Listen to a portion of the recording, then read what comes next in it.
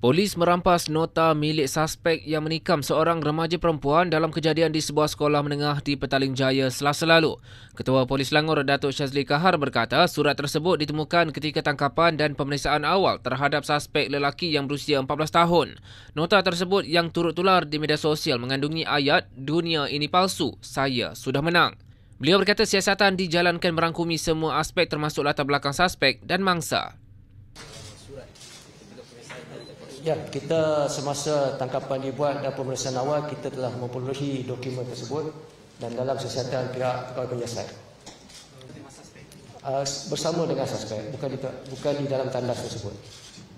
Beliau berkata demikian pada sidang media di Ibu Pejabat Polis Kontijen IPK Selangor di Shah Alam pada Rabu 15 Oktober. Dalam kejadian kira-kira jam 9.30 pagi Selasa lalu, seorang pelajar perempuan berusia 16 tahun dipercayai ditikam hingga mati oleh seorang pelajar lelaki di sebuah sekolah menengah.